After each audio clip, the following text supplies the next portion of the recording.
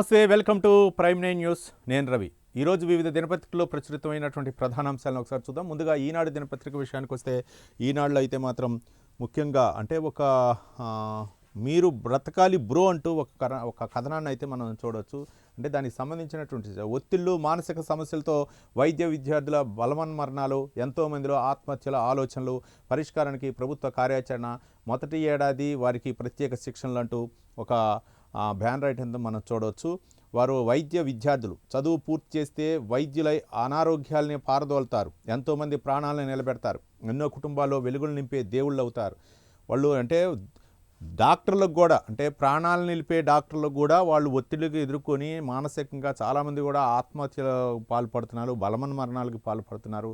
నేపథ్యంలో చాలామంది అంటే మామూలుగా ప్రజలు పబ్లిక్ ఎవరైనా ఆత్మహత్య చేసుకుంటే వాళ్ళకి సైకలాజికల్గా వాళ్ళకి ఆ యొక్క మానసిక ప్రవర్తన నుంచి బయటికి తప్పించే విధంగా వైద్యులు వాళ్ళు కూడా ఆ వైద్య వృత్తిలో ఒక ప్రత్యేక శిక్షణ ఉంటుంది. అట్లాంటి వాళ్ళే ఇప్పుడు బలవన్మరణానికి పాల్పడుతున్నారంటే వైద్య విద్యార్థులు ఒక దేవుడితో సమానంగా కొలిసే మన సమాజంలో వాళ్ళు కూడా బలవన్మరణానికి పాల్పడుతున్నారంటే ప్రధానంగా అంటే వాళ్ళ ఆలోచన విధానాలు అవ్వచ్చు, లేకపోతే అంత సెన్సిటివ్గా తయారవుతున్నారు నేటి విద్యార్థులు అనే విధంగానే ఉంది. కాబట్టి వాళ్ళకి కొంచెం ధైర్యం ఉండాలనే ఉద్దేశంతో ప్రభుత్వం అయితే మాత్రం కొంత ఒక ప్రత్యేక శిక్షణ ఇచ్చే అవకాశం ఉంది. రాబోయే రోజుల్లో ఉన్నత స్థాయికి ఎదిగే అవకాశం ఉన్న ఒత్తిళ్లను ఎదుర్కోలేక, సమస్యలను అధిగమించలేక కొందరు కుంగిపోతున్నారు.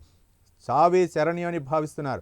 విలువైన జీవితాలను అర్ధాంతరంగా ముగిస్తున్నారు. బలవన్మరణాలకు పాల్పడుతున్న వారిలో ఎక్కువ మంది వైద్య విద్యార్థులతో పాటు కొందరు వైద్యులు ఉండటము కలవరపెడుతుంది. వైద్య విద్యలో చేరిన వారిలో చాలామంది మొదటి ఏడాది మానసిక ఒత్తిడికి గురవుతున్నారని తాజా అధ్యయనాల్లో తేలింది. సమస్య పరిష్కారం దిశగా రాష్ట్ర ప్రభుత్వం ప్రత్యేక చర్యలు చేపట్టింది. 2010-2019 మధ్యకాలంలో దేశంలో వైద్య విద్యార్థులు, రెసిడెంట్ల వైద్యులు 358 మంది ఆత్మహత్య చేసుకున్నారు.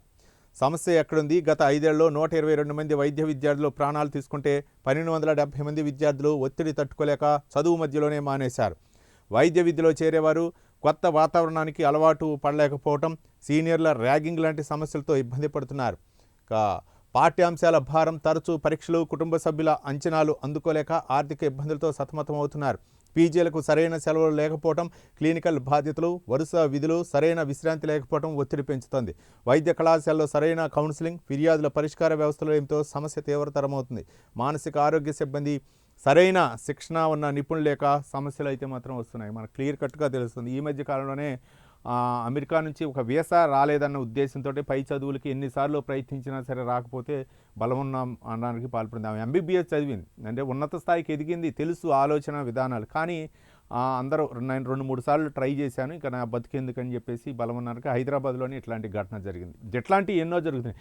ఒక పక్క సీనియర్ల ర్యాగింగ్, మరో పక్క కొత్త వాతావరణం, అక్కడ ఉండే పరిస్థితి, సిచ్యువేషన్ అనమాట, మానసిక ఒత్తిడి, మళ్ళీ తల్లిదండ్రుల యొక్క అంచనాలు కూడా, మా పాప డాక్టరు, మా బాబు డాక్టర్ అని చెప్పించుకునే విధంగా ఎట్లా ఉంది అది ఇది అని చెప్పేసి వాళ్ళ ఊహాగానాలు ఒక విధంగా ఉంటాయి తల్లిదండ్రులు.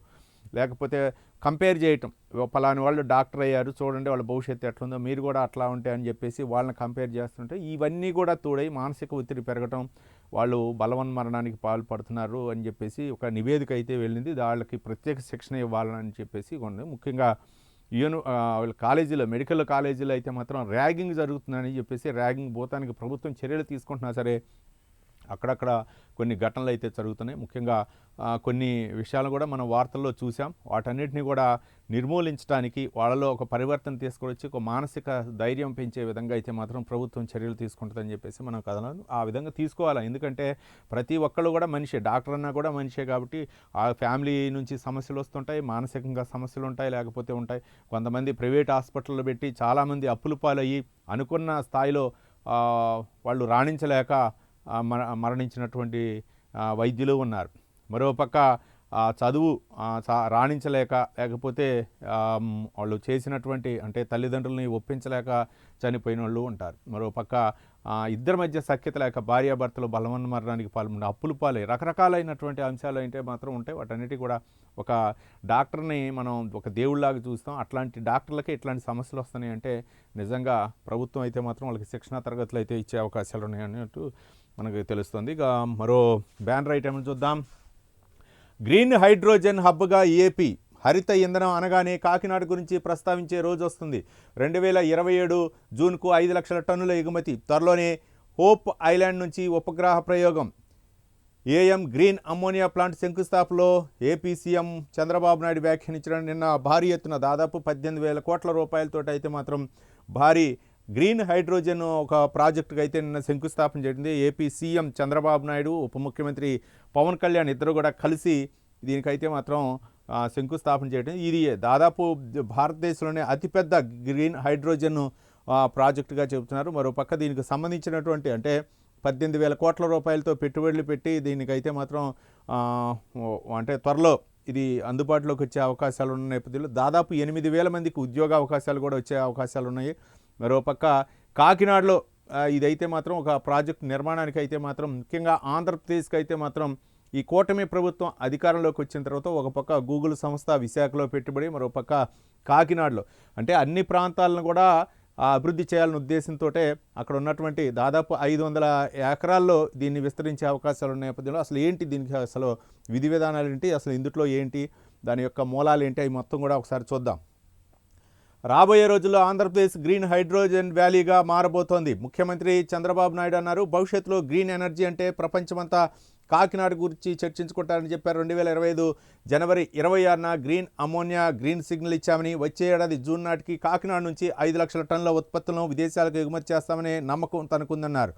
కాకినాడలో గ్రీన్కో ఏఎం గ్రీన్ ఆధ్వర్యంలో ప్రపంచంలోనే అతి భారీ గ్రీన్ హైడ్రోజన్ గ్రీన్ అమ్మోనియా ఉత్పత్తి ప్లాంట్ నిర్మాణానికి ఉప ముఖ్యమంత్రి పవన్ కళ్యాణ్, బీజేపీ రాష్ట్ర అధ్యక్షుడు మాధవ్తో కలిసి ముఖ్యమంత్రి శంకుస్థాపన చేశారు. ఆ సంస్థ భాగస్వామ్యులైన AM group chairman Chalamasetti Anil Kumar, AM green president Kolli మహేష్ను చంద్రబాబు అభినందించారు.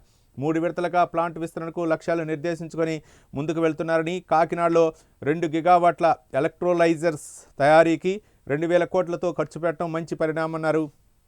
గ్రీన్కోలో ఇప్పుడు పెట్టిన పెట్టుబడి కాకుండా మరో $10 బిలియన్ ఖర్చు చేయబోతున్నారని, వీరికి ప్రభుత్వం పూర్తిగా అండగా ఉంటుందన్నారు. 2016-17లో అనిల్ కుమార్ పంపుడు స్టోరేజ్ కేంద్రం ఏర్పాటు చేశారని చెప్పేసి ఒక అంశాన్ని అయితే మనం చూడొచ్చు. చంద్రబాబు నాయుడు నిన్న ఉప ముఖ్యమంత్రి పవన్ కళ్యాణ్ అక్కడ బీజేపీ రాష్ట్ర అధ్యక్షుడు మాధవ్తో కలిసి అయితే మాత్రం శంకుస్థాపన చేయడం జరిగింది. మొత్తానికి ఇది ఒక ప్రపంచంలోనే పెద్ద ప్రాజెక్ట్ అనే విధంగా అయితే మాత్రం నిన్న చెప్పడం జరిగింది. ఇది గనక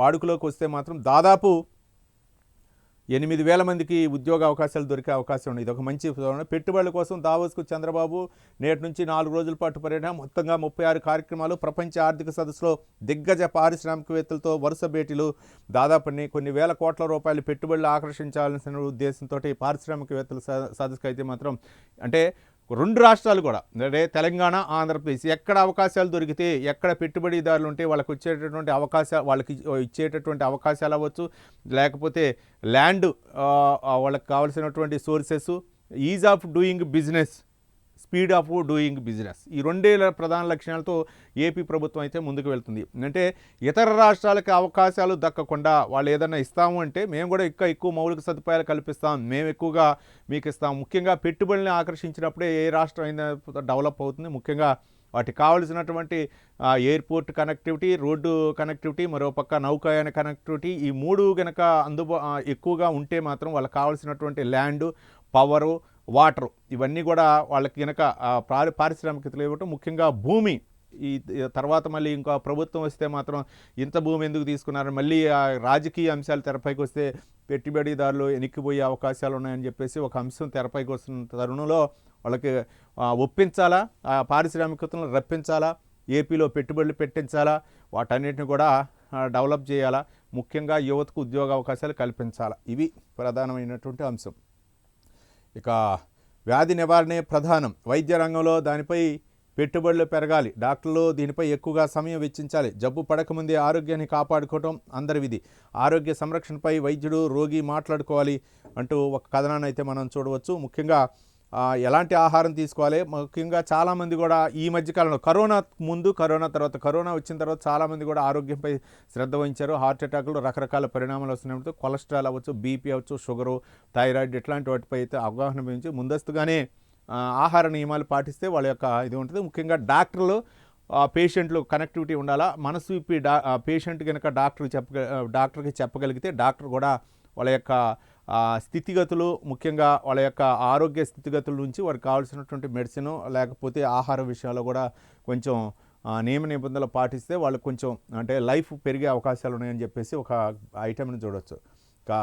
మనకు అధునాతన రైళ్లు ఒకనాటి కళలన్నీ సాకారం అవుతున్నాయి. ఆధునిక భారత్లో ఇదో పెద్ద అడుగు. వందే భారత్ స్లీపర్ రైళ్ల ప్రారంభోత్సవంలో మోదీ బెంగాల్కు చొరబాట్లే అసలు సవాలని నిన్న వందే భారత్ రైలు ప్రారంభోత్సవం సందర్భంగా ప్రధాని నరేంద్ర మోదీ వ్యాఖ్యానించినటువంటి వ్యాఖ్యలు. వందే భారత్ కూడా చాలా ఇప్పుడు అధునాతన సౌకర్యాలతో వస్తున్నాయి.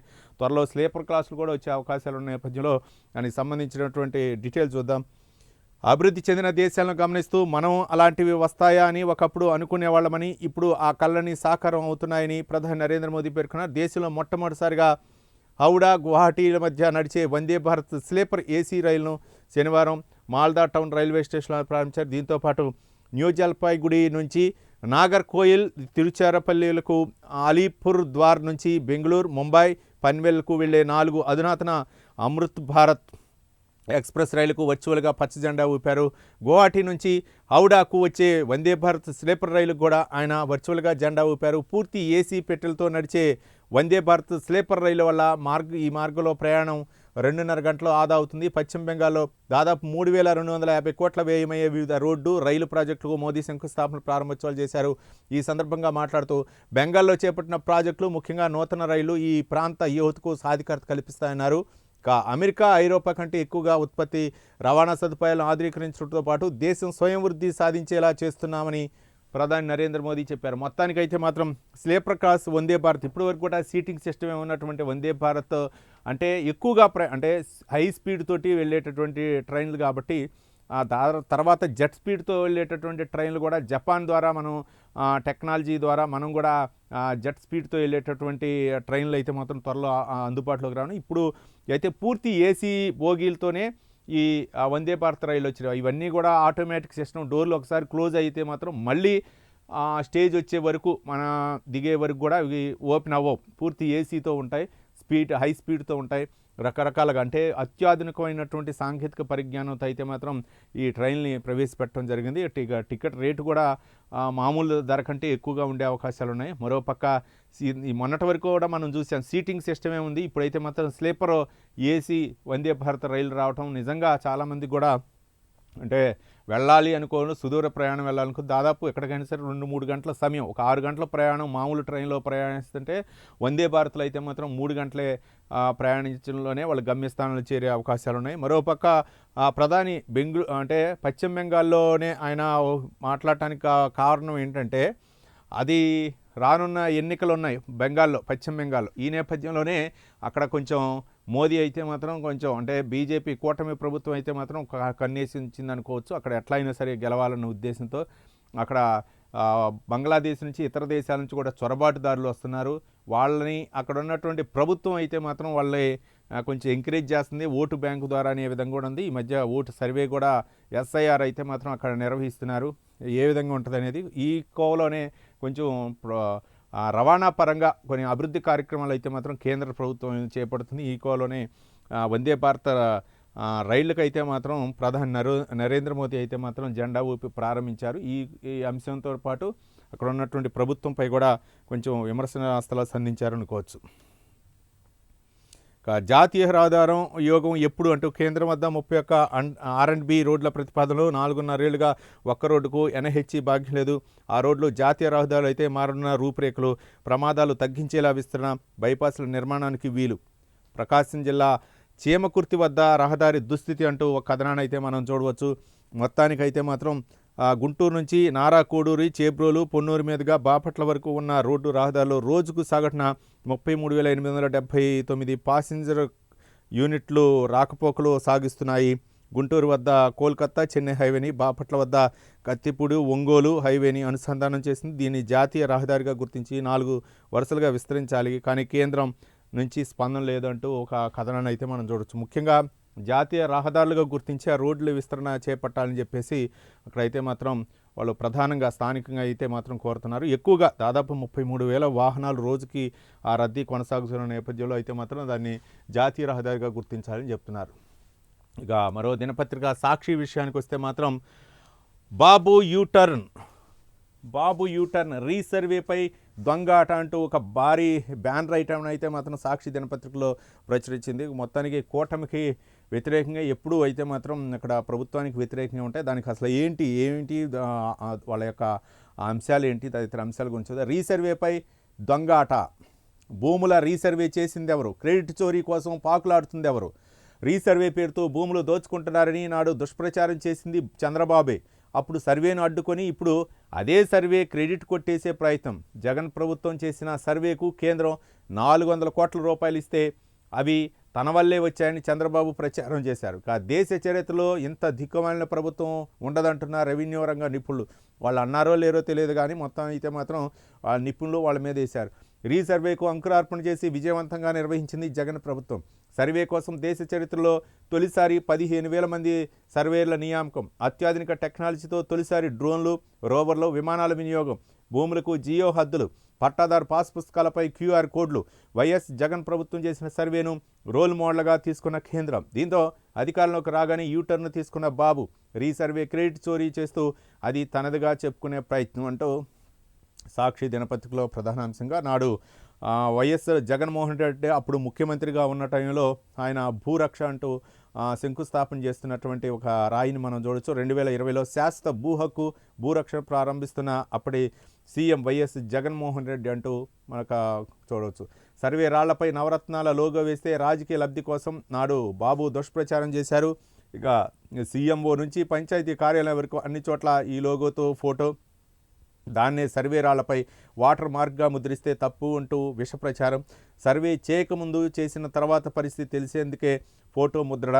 ఇప్పుడు పింఛన్ల పంపిణీ పాంప్లెట్లపై చంద్రబాబు ఫోటో ఉండటం లేదా అంటూ ఒక వైసీపీ ప్రశ్నించినటువంటి అంశాన్ని అయితే మనం చూడవచ్చు. భూరక్ష పేరుతో అప్పుడు వైఎస్ జగనన్న భూరక్ష 2020 అంటూ అది చెప్పారు. దీని గురించే ఆ రాళ్లపై కూడా జగన్ బొమ్మలు వేసుకున్నారని చెప్పేసి నాడు ఎన్నికల ముందు అయితే మాత్రం భూ సర్వే పేరుతో అప్పుడు ప్రభుత్వంపై అయితే మాత్రం తీవ్ర విమర్శలు చేశారు. తర్వాత ఇప్పుడు అదే చేస్తున్నారు, మేము అదే కాదా చేసింది, వాటన్నిటిని కూడా క్రెడిట్ కోసం చంద్రబాబు నాయుడు చేస్తున్నటువంటి పని కాదా అని చెప్పేసి వైసీపీ ఆరోపించినటువంటి అంశాలను చూడవచ్చు. ఇక సల్మాన్ హత్యపై బొగ్గమన్న దళితులు, రాష్ట్ర వ్యాప్తంగా అన్ని జిల్లాల్లో పెద్ద ఎత్తున నిరసనలు. చంద్రబాబు పాలనలో దళితులపై దాడులు, దౌర్జన్యాలు, హత్యలు నియంకృతంగా మారేంగని నాయకుల ఆగ్రహం. సల్మాన్ హంతకులను కఠినంగా శిక్షించాలి, బాధిత కుటుంబానికి ₹1 కోటి ఎక్స్గ్రేషియా చెల్లించాలని డిమాండ్. హంతకులను ఇంకా అరెస్ట్ చేయకపోవడంపై వైసీపీ నాయకులు అయితే మాత్రం అక్కడ ధర్నా చేస్తున్నారు. గుంటూరులో డాక్టర్ బిఆర్ అంబేద్కర్ విగ్రహం వద్ద నిరసన వ్యక్తం చేసిన వైసీపీ, నవ్యాంధ్ర, ఎంఆర్పీఎస్ దళిత నాయకులు అంటూ ఒక కథనాన్ని కూడా చూడొచ్చు. ఈ పంటకు నిర్లక్ష్యం చీడ. 3.5 నెలల క్రితం రబీ సీజన్ ప్రారంభం, ఇప్పటివరకు సరైన విస్తీర్ణం 36 లక్షల ఎకరాలు. కానీ ఈ పంటలో నమోదైన విస్తీర్ణం 11 లక్షల ఎకరాలే. ఉద్యాన పట్టు పంటల నమోదు పరిస్థితి అంతే. 2.93 కోట్ల ల్యాండ్ పార్సిల్స్ గాను ఇప్పటికీ వరకు కేవలం 11 లక్షలు మాత్రమే నమోదు. పథకం నిర్వీర్యమే చంద్రబాబు సర్కార్ లక్ష్యం అంటూ అది పంటకు సంబంధించినటువంటి చీడ గురించి వాటి గురించి. రబీ సీజన్ ప్రారంభం, ఇప్పటి వరకు కూడా సాగైన విస్తీర్ణం 36 లక్షల ఎకరాలే. ఇక ఉద్యాన పట్టు పంటల నమోదు పరిస్థితి కూడా అంతే అంటూ ఒక కథనాన్ని మనం చూడవచ్చు. ఇక తీరని యూరియా తిప్పలంటూ ఒక కథనాన్ని చూడవచ్చు. ఇక రైతులు నెల్లూరు ఉదయగిరి వ్యవసాయ శాఖ కార్యాలయం వద్ద రైతులు ధర్నా చేసి ఆందోళన చేసినటువంటి అంశాన్ని అయితే మాత్రం ప్రచురించి. చంద్రబాబు ప్రభుత్వంలో రైతులు యూరియాకు కష్టాలు కొనసాగుతున్నాయి. ఖరీఫ్లో సాగు చేసిన పంటలకు యూరియా అందించడంలో విఫలమైన బాబు ప్రభుత్వం రబీ సీజన్లో కూడా మేల్కొనలేదు. దీంతో రైతన్నులు తీవ్ర అగచాట్లు పడుతున్నారు. యూరియా కోసం చిత్తూరు జిల్లా తవణంపల్లెలో వేకుజాము నుంచే రైతులు బారులు తీరారు. ఇక నెల్లూరు జిల్లా గుడినరవ గ్రామస్తులు ఉదయగిరి వ్యవసాయ శాఖ కార్యాలయం వద్ద ఆందోళనకు దిగారంటూ ఒక కథనాన్ని అయితే మాత్రం చూశారు. మొత్తానికి ఎన్ని ప్రభుత్వాలు వచ్చినా, ఎన్ని సంస్కరణలు తీసుకొచ్చినా రైతుల కష్టాలు అయితే తీరట్లేదు. యూరియా కోసం అయితే మాత్రం బారులు తీరి కొన్ని సందర్భాల్లో మనం చూసాం, చెప్పులు లైన్లో పెట్టి ఒక ఇంటికి పోయి పనులు చేసుకొని వచ్చేవాడు. కొంతమంది అయితే మాత్రం పట్టాదారు పాస్ పుస్తకాల్లో క్యూలో పెట్టి వాళ్ళ కుటుంబ సభ్యులను ఎవరో ఒకరిని అక్కడ ఉంచి, అంటే ఎప్పుడు వస్తుందో తెలియదు. యూరియా ఒక అవగాహన లేదు. కొంతమందికి ఇన్ని అంటే ఒక ఫస్ట్ దఫా ఇంతమందికి ఇస్తున్నాం, రెండో దఫా ఇంతమంది ఇస్తున్నాం, ఒక క్లారిటీ లేకపోవటం వల్ల రైతులు అయితే మాత్రం ఆందోళన చెందుతున్నారు. ముఖ్యంగా తెలుగు రాష్ట్రాలు 2 చోట్ల కూడా ఈ ధోరణి కొనసాగుతుంది.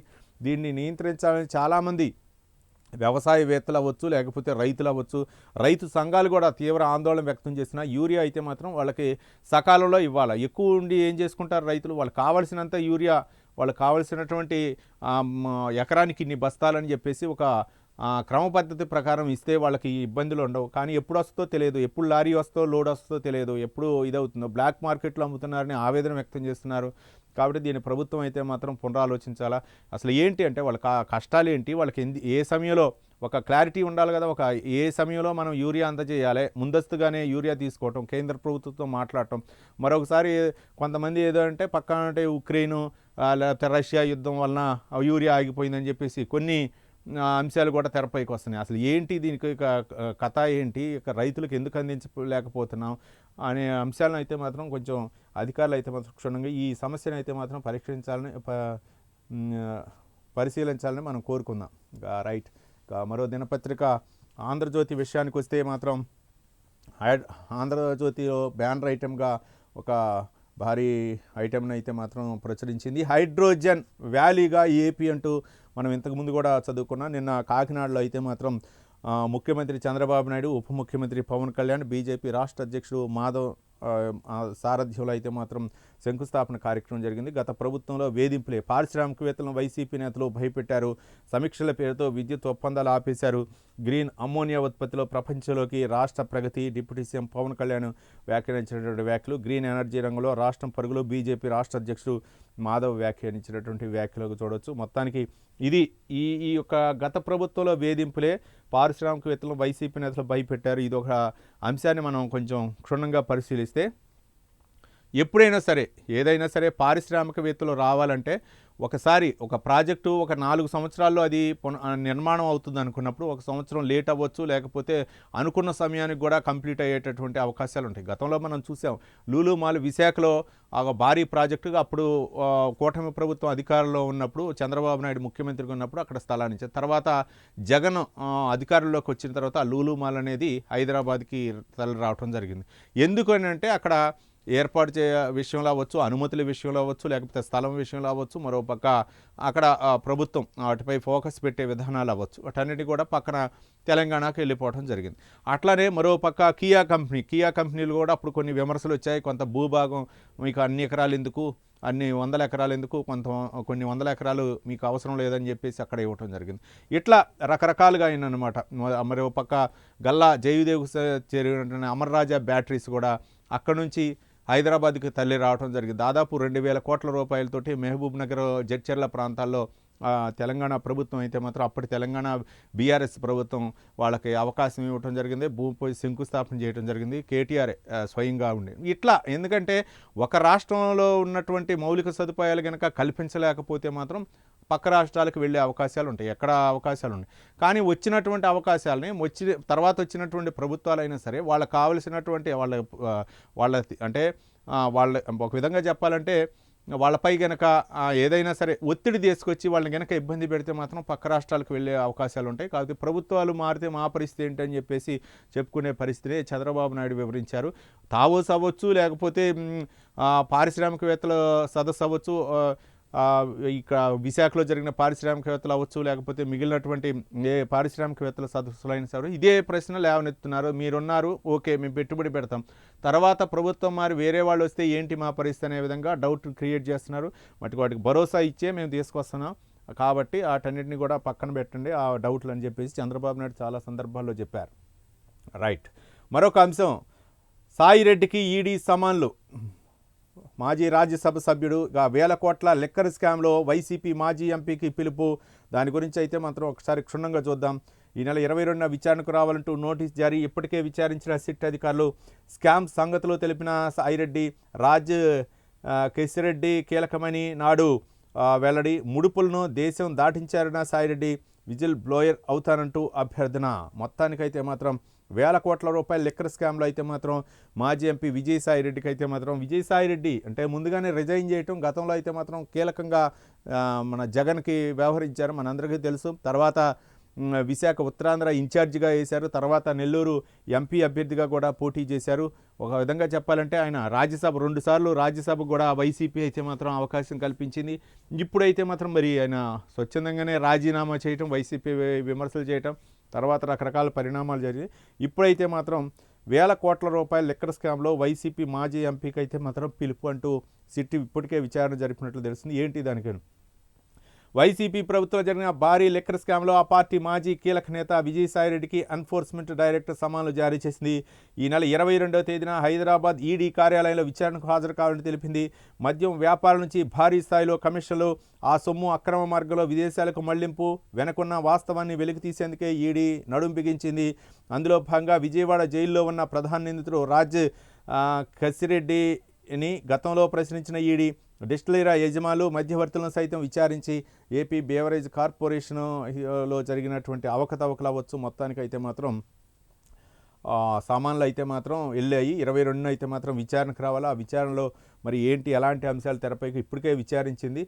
మొత్తానికైతే మాత్రం లిక్కర్ స్కామ్లో జరిగినటువంటి ఆ అవకతవకలన్నీ కూడా సిట్టు ఒక్కొక్కటి తీస్తుంది. మరి ఎప్పటికి తేలితే 2 రాష్ట్రాల్లో కూడా అవతల కొన్ని తెలంగాణలో కొన్ని స్కాములు జరిగినాయని చెప్పేసి అక్కడ ప్రభుత్వం ఇప్పుడు వచ్చినటువంటి రేవంత్ రెడ్డి ప్రభుత్వం అయితే మాత్రం చెబుతుంది. మరి అక్కడ కూటమి ప్రభుత్వం అయితే లిక్కర్ స్కాము, ల్యాండ్ స్కాము, లేకపోతే మిగిలినటువంటి ఏవైతే గన్లు స్కాము, రకరకాల స్కామ్లు వస్తున్నాయి. మరి వీటన్నిటిపైన నోటీసులు ఇవ్వటం జరుగుతుంది. ఎప్పటికీ వీటిపై క్లారిటీ వచ్చే అవకాశాలు ఇప్పటికే 2 సంవత్సరాలు అవుతుంది రమారమి. ఈ నేపథ్యంలో 18 ఏళ్ళు అవుతుంది. మరి ఎప్పటికీ వీటిపై విచారణ జరిపిద్ది అనేది మనం చూడాలి.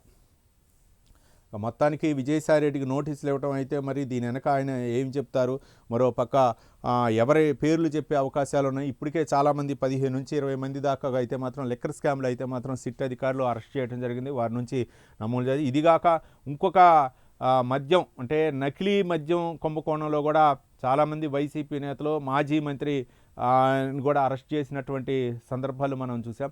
ఏది ఏమైనా సరే అంటే గతంలో ప్రభుత్వంలో జరిగినటువంటి అవకతవకలు ఏవైతే ఉన్నాయో వాటి అయితే మాత్రం ఇప్పటికి కూడా మరి అరెస్టుల పర్వం కొనసాగుతుంది. ఇక విజయసాయిరెడ్డి సిట్ ఎన్ఫోర్స్మెంట్ డైరెక్ట్ అధికారుల ముందు ఎలాంటి అంశాలను వెల్లడిస్తారు 22వ తారీఖున అనేది మాత్రం మనం వేచి చూడాల్సినటువంటి అంశం.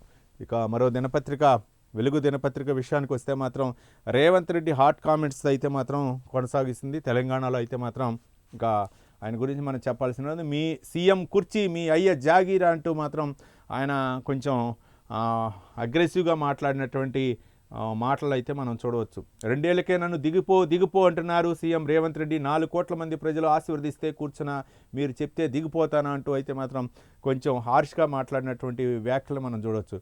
మీరు చక్కగా పాలించకనే ప్రజలు మమ్మల్ని తెచ్చుకున్నారు. 10 ఏళ్ళు ఎట్లా పాలించాలో తెలుసు. మీ పాలనలో ఒక్క ప్రాజెక్టు తేలే, 20 లక్షల కోట్ల బడ్జెట్ పెట్టి విద్యకు ఇచ్చింది 0. కనీసం గురుకులాలకు భవనాలు, స్టూడెంట్లకు బాత్రూంలు కట్టలే. ఎడ్యుకేషన్కే మా సర్కారు తొలి ప్రాధాన్యం. వేల కోట్లతో అయితే మాత్రం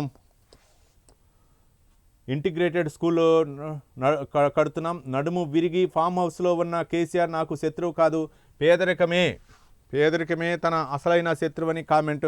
పాలమూరులో IIIT భవనాలకు శంకుస్థాపన సందర్భంగా శంకుస్థాపన చేస్తామని చెప్పేసి 4 కోట్ల మంది ఆశీర్వదిస్తేనే తాను సీఎం సీట్లో కూర్చునని, పాలన ఎలా చేయాలో, సమస్యలు ఎలా పరిష్కరించాలో నాకు బాగా తెలుసునని సీఎం రేవంత్ రెడ్డి వ్యాఖ్యానించినటువంటి వ్యాఖ్యలు అయితే మనం చూడవచ్చు. నేను సీఎం అయి 2 ఏళ్ళు కాలేదు, కేసీఆర్, కేటీఆర్, హరీష్ రావు నన్ను దిగిపో అంటున్నారు. సీఎం కుర్చీ మీ అయ్యే జాగిరా, మీ తాతలు ఇచ్చిన ఆస్త, మీరు చెబితే దిగిపోతానని ఫైర్ అయ్యారు. శనివారం మహబూబ్ నగర్ జిల్లాలో సీఎం రేవంత్ రెడ్డి పర్యటించారు. జడ్చెర్ల మండలం చెట్టబోయినపల్లిలో వద్ద IIIT భవన నిర్మాణాల కోసం శంకుస్థాపన చేశారు. అనంతరం IIIT విద్యార్థులు, ప్రభుత్వ పాఠశాల స్టూడెంట్స్తో నిర్వహించిన ముఖాముఖి కార్యక్రమంలో అయితే మాత్రం రేవంత్ రెడ్డి పాల్గొన్నారు. మొత్తానికైతే మాత్రం కేసీఆర్, హరీష్ రావు, కేటీఆర్ ముగ్గురిని అయితే మాత్రం ఎక్కడికి వెళ్ళినా రేవంత్ రెడ్డి అయితే మాత్రం విమర్శనాస్త్రాలు సంధిస్తున్నారు. మరియు అది ఒక రాజకీయంలో ఒక ట్రెండ్ సెట్టర్ అంశం ఏమో తెలియదులే, కానీ ఇప్పుడుగా అయితే మాత్రం ఒక రాజకీయం దీనిపై ముగ్గురు కూడా అంటే కేసీఆర్ కాదు, కేటీఆర్, హరీష్ రావు ఇద్దరు కూడా కౌంటర్ అయితే ఇస్తూనే ఉన్నారు. మొత్తానికైతే మాత్రం అది అంటే నిన్నో మొన్న మనం చూసాం. మరో పక్క ఫ్యూచర్ లేదు రేవంత్ రెడ్డికి, ఫ్యూచర్ చిటీ కడతారని చెప్పేసి కేటీఆర్ కూడా కొంచెం హార్ష్గా ఆయన కూడా స్పందించడం జరిగింది. మొత్తానికైతే మాత్రం IIIT శంకుస్థాపన అయితే చేశారు. మొత్తానికి ఆ జిల్లాల పర్యటన అయితే కొనసాగుతుంది. రానున్నటువంటి జడ్పీటీసీ, ఎంపీటీసీ ఎన్నికలు ఈ నేపథ్యంలోనే టార్గెట్గా చేసి జిల్లాల బాట అయితే మాత్రం సీఎం రేవంత్ రెడ్డి పెట్టారు. ముఖ్యంగా ప్రజల్లో ఉండాలన్న ఉద్దేశం. మన గ్రామ సర్పంచ్ ఎన్నికల విషయంలో కూడా అదే చేశారు. దాదాపు అనుకున్న విధంగానే కాంగ్రెస్ అయితే మాత్రం సర్పంచుల్ని గెలుచుకోవడం జరిగింది. ఇప్పుడు కూడా ఎంపీటీసీ, జడ్పీసీలు ఉన్న నేపథ్యంలో జిల్లాల పాటు సొంత జిల్లా అయినటువంటి మహబూబ్ నగర్లో ఆయన పలు అభివృద్ధి కార్యక్రమాలకు శంకుస్థాపన చేసిన నేపథ్యంలో కేసీఆర్పై, హరీష్ రావుపై, కేటీఆర్పై అయితే మాత్రం విమర్శనాస్త్రాలు సంధించడం జరిగింది. మళ్ళీ మహిళదే జనరల్ మహిళకు గ్రేటర్ హైదరాబాద్, ఖమ్మం, నిజామాబాద్, నల్లగొండ మేయర్ పదవులు ఆ కేటగిరీకే వచ్చేటటువంటి అవకాశాలు ఉన్నాయి. రిజర్వ్ జనరల్ కోటాలోకి Warangal, Karimnagar, Mancherial BC general, Palamuru BC మహిళకు, రామగుండం ఎస్సీకి, కొత్తగూడెం ఎస్టీకి రిజర్వ్, 10 మేయర్, 121 చైర్పర్సన్ రిజర్వేషన్ల ఖరారు. గతంలో జనరల్ స్థానాల్లో కొన్ని పదవులు ఈసారి రిజర్వేషన్ కోటాలోకి రొటేషన్తో మారిన స్థానాలంటూ ఒక కథనాన్ని అయితే మనం చూడవచ్చు. మొత్తానికైతే మాత్రం మున్సిపల్ ఎన్నికలకి రానున్నటువంటి నేపథ్యంలో అయితే మాత్రం మహిళలకి ఇచ్చే అవకాశాలు ఎక్కువగా ఉన్నాయి. మరోపక్క గతంలో జనరల్ అయిన ఎస్సీ ఎస్టీలకు కూడా రిజర్వేషన్ చేసే అవకాశాలు ఉన్న నేపథ్యంలో దానికి సంబంధించినటువంటి ఒక అంశాన్ని చూద్దాం. గ్రేటర్ హైదరాబాద్ మేయర్ పీఠం ఈసారి కూడా మహిళకే దక్కిపోతుంది. తాజాగా ప్రకటించిన రిజర్వేషన్ల జీహెచ్ఎంసీ సహా ఖమ్మం, నిజామాబాద్, నల్గొండ మేయర్ పదవులు జనరల్ మహిళకే రిజర్వ్ అయ్యాయి. గ్రేటర్ వరంగల్ మేయర్ పదవిని మాత్రం జనరల్కు కేటాయించారు. కరీంనగర్, మంచిర్యాల మేయర్ పీఠాలు బీసీ జనరల్కు రిజర్వ్ కాగా పాలమూరు బీసీ మహిళలకు, రామగుండం ఎస్సీలకు, కొత్తగూడెం ఎస్టీలకు దక్కాయి. మొత్తం మీద గ్రేటర్ హైదరాబాద్ సహా 5 మేయర్ పీఠాలపై మహిళలే కొలువు తీరబోతున్నారు. మున్సిపల్ ఎన్నికలకు సిద్ధమవుతున్న రాష్ట్ర సర్కార్ కీలకమైన రిజర్వేషన్లను ఖరారు చేసింది.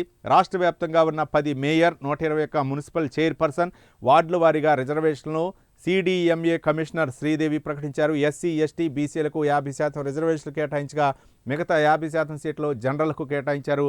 మొత్తం సీట్లో 50% మహిళలకే రిజర్వ్ చేసినట్లు మనకైతే మాత్రం తెలుస్తుంది. మొత్తానికి మహిళకి ఒక పెద్దపీట వేయాలనే ఉద్దేశంతో అయితే మాత్రం రాష్ట్ర ప్రభుత్వం తీసుకున్నటువంటి చర్యగా మనం చూడవచ్చు.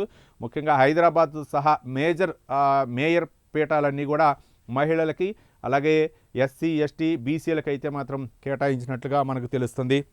మొత్తానికి సంబంధించినటువంటి అంశాలను చూద్దాం. మొత్తానికి రేవంత్ రెడ్డి అయితే మాత్రం తెలంగాణలో జరగనున్నటువంటి ఇంకా జడ్పీటీసీ, ఎంపీటీసీ ఎన్నికలపై కన్నేశారు. మరోపక్క మున్సిపల్ ఎన్నికల్లో కూడా సత్తా చాటాలని గ్రేటర్ హైదరాబాద్తో సహా మిగిలినటువంటి మున్సిపాలిటీల్లో కూడా కాంగ్రెస్ పార్టీ విజయం సాధించాలి. మహిళలకు ఎక్కువగా మనం అవకాశం ఇచ్చామని ముఖ్యంగా ఇంకొక అంశం కూడా ప్రతిపక్షాలు అయితే మాత్రం ఒక తెరపైకి తీసుకొచ్చారు. 42% రిజర్వేషన్లు, బీసీ రిజర్వేషన్ల అంశాన్ని దీన్ని ప్రచారాస్త్రంగా వాడుకునే అవకాశాలు ఉన్న నేపథ్యంలో మరి ఏ విధంగా వెళ్తారు, దాని రిజర్వేషన్ ఏ విధంగా కేటాయిస్తారు, లేకపోతే సర్పంచ్ ఎన్నికలకు వెళ్ళినట్లనే ఇప్పుడు కూడా ఈ యొక్క ఎన్నికలకు వెళ్ళే అవకాశాలు ఉన్నాయనేదే మనం చూద్దాం. మొత్తానికి ఈరోజు వివిధ దినపత్రికలో ప్రచురితమైన ప్రధాన అంశాలను చూస్తే ఏపీలో అయితే మాత్రం కాకినాడలో గ్రీన్ హైడ్రోజన్ ప్రాజెక్టు అయితే మాత్రం అక్కడ పారిశ్రామికంగా కొంచెం నేను అభివృద్ధి కార్యక్రమం చేయడం జరిగింది. అక్కడ మహబూబ్ నగర్లో కూడా తెలంగాణలో సీఎం రేవంత్ రెడ్డి అభివృద్ధి కార్యక్రమాలు శంకుస్థాపన చేయడం జరిగింది.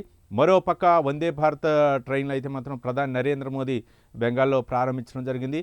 మరోపక్క తెలంగాణలో అయితే మాత్రం విమర్శనాస్త్రాలు అయితే సంధిస్తున్నటువంటి నేపథ్యంలో మేయర్ స్థానాలకైతే మాత్రం ఎక్కువగా రిజర్వే అయినటువంటి స్థానాలు గతంలో వాటిని జనరల్కి, మరో పక్క జనరల్లో ఉన్నటువంటి స్థానాల్లో రిజర్వేషన్ కేటాయించడం ఎక్కువగా మహిళలకు ఇచ్చేటటువంటి అవకాశాలు ఇవి వివిధ దినపత్రికల్లో ప్రధానంగా ప్రచురితమైనటువంటి ప్రధాన అంశాలు.